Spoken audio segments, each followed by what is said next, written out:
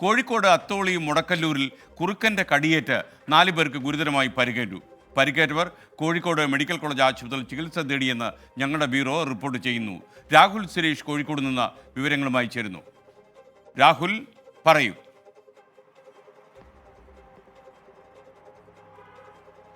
SKN Kozhikode അത്തോളിക്ക് സമീപമുള്ള മുടക്കല്ലൂരിൽ ഇന്ന് ഉച്ചയോടുകൂടിയായിരുന്നു സംഭവം നടക്കുന്നത്. 2 മണിക്കൂറിനിടെയാണ് 4 പേരെ ഈ കുറുക്കൻ ആക്രമിച്ചിട്ടുള്ളത്. രാവിലെ 10 മണിയോടുകൂടിയാണ് പനോളി സ്വദേശിയായ ദേവയാനിയെ കുറുക്കൻ ആക്രമിക്കുന്നത്. തുടർന്ന് ഇതേ കുറുക്കൻ തന്നെ കോഴിക്കോട്ടിൽ ശ്രീധരനെയും ഭാര്യയായിട്ടുള്ള സുലോചനയും ആക്രമിക്കുകയായിരുന്നു. സുലോചനയുടെയും ശ്രീധരന്റെയും നിലവിളി കേട്ടുകൊണ്ടാണ് ഇതിനെ സമീപവാസിയായ മണ്ടകശ്ശേരി സുരേഷ് ഈ വീട്ടിലേക്ക് എത്തുന്നത്.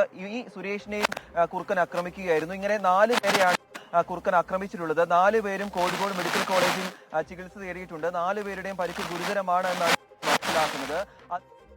ചില ശബ്ദത്തിൽ ഒരു സാങ്കേതിക പ്രശ്നമുണ്ട്. രാഹുൽ സുരേഷാണ് വിവരങ്ങൾ നൽകിയത്.